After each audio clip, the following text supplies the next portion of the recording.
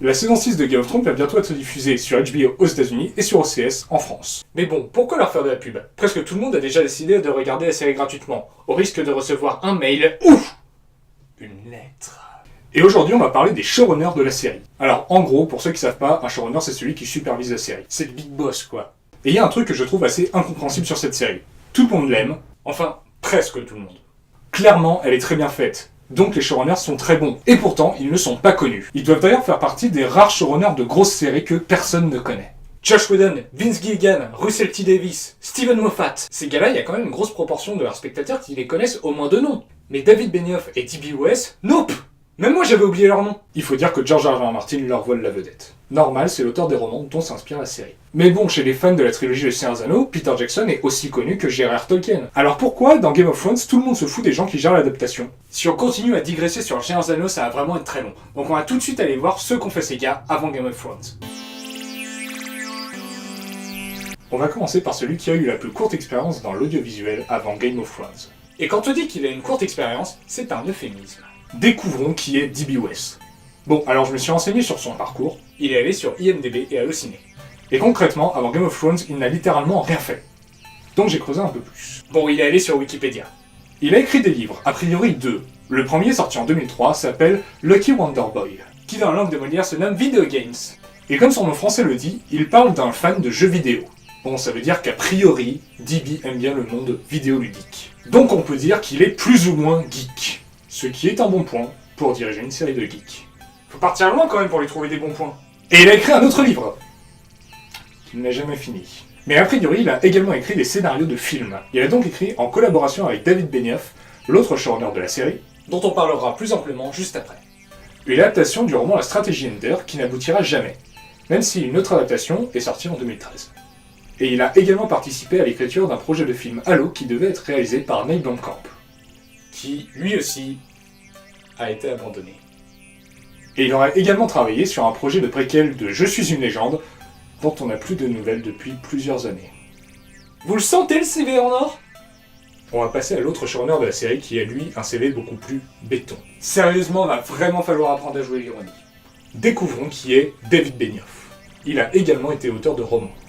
Mais comme il a eu, lui, une carrière dans l'audiovisuel, on va plutôt se concentrer sur lui. Il a écrit l'adaptation de son roman La 25e heure, qui est plutôt apprécié et a eu un bon résultat au box-office. Il enchaînait avec un film plus connu, 3, qui a très bien marché et qui est très apprécié. Puis le long métrage Stay, plus petit film donc forcément moins apprécié que 3. Et le film Les Cerfs-Volants de Kaboul, un peu plus apprécié.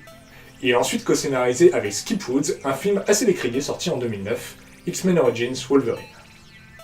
J'aime pas exprimer mon point de vue dans ces vidéos afin d'être objectif. Stop. Bad guy is a liar. Previously. Un trio gagnant donc, des chefs-d'œuvre, et on a fait des tonnes. On va bien prendre notre pied. Ce personnage est génial. Ce film est génial, alors on en parle. Tous ces génériques sont super cool. Sa nullité est parfois assez drôle. La meilleure saga de toute l'histoire du cinéma. Qui est le malade qui a créé des cravates? Anyway, j'aime pas exprimer mon avis, alors j'ai demandé à un bon ami à moi de vous donner son avis.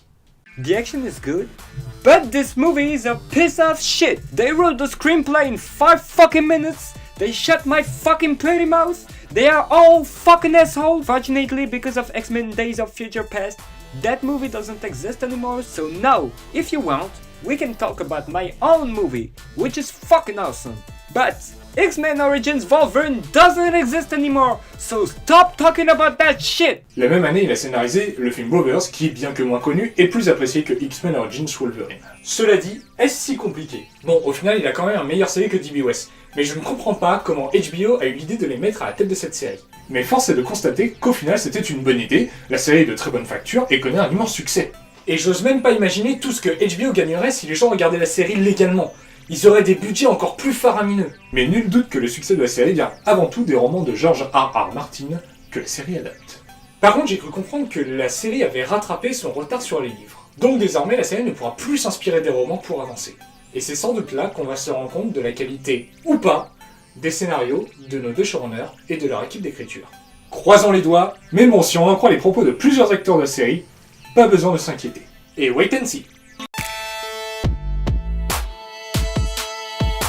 Ah, en fait, j'ai découvert que l'auteur des romans a également travaillé à la télé. Bon, déjà, il a participé à l'écriture de la série et en a scénarisé 4 épisodes. Mais il a également scénarisé plusieurs épisodes de la 5ème dimension, une suite de la 4ème dimension, d'une série sur La Belle et la Bête, et il a également scénarisé le téléfilm Doorways. Voilà.